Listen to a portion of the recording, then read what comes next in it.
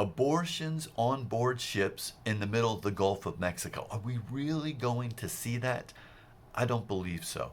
The plan right now is there is a physician who is trying to raise $20 million to outfit a ship to perform surgical abortions offshore.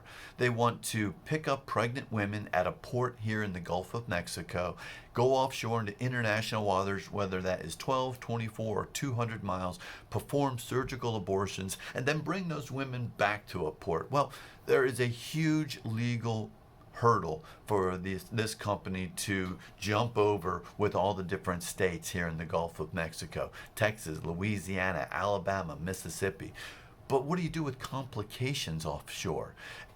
Complications are always part of any kind of a surgical procedure. Here in Pensacola, the state recently shut down an abortion clinic for 3 recent major complications. One patient had a massive hemorrhage and needed to have a mass blood transfusion. Another patient had a uterine perforation with enough damage to the uterus where they had to have a hysterectomy. Another patient had a uterine perforation and damage to the bowel and had to have a bowel resection. Well, how are they going to deal with possible complications offshore in international waters? So I don't believe it's going to happen. Medical and surgical tourism on ships in the Gulf of Mexico is a very, very slippery slope. There are 10 states plus Washington, D.C., which allow doctor-assisted suicide. Are we going to allow patients who are going to get on board a ship, go offshore into international waters, and then have doctor-assisted suicide, and then bodies returned to the port where they departed from? I don't think that's going to happen. And what about drugs? There are countries where drugs are legal. If the ship happens to be flagged, say in Portugal, where they have decriminalized all drugs, including heroin, are we going to have a ship flagged under the Portuguese flag, go offshore and have them legally have heroin use because it's been decriminalized? And what about children? The World Professional Association of Transgender Health is recommending hormone therapy for transgender identifying kids as young as age 14, surgery for these kids as young as age 15. Are we really going to let kids get on board a ship and go out into international waters and be given hormone blocking hormones and even surgery on board these ships and then coming back to a port?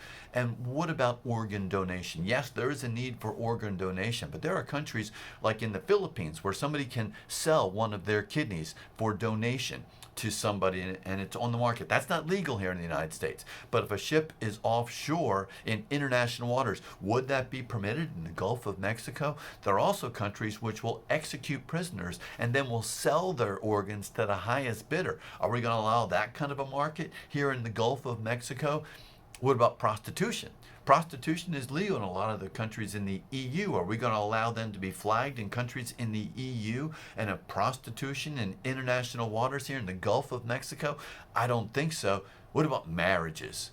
In certain countries like Sudan, you can have a child get married at the age of 10. In Tanzania, a girl can be married at the age of 12, but she's not supposed to have that marriage consummated until she turns 15. Are we going to allow the laws of the Sudan and in Tanzania regarding children getting married be legal in the Gulf of Mexico and international waters?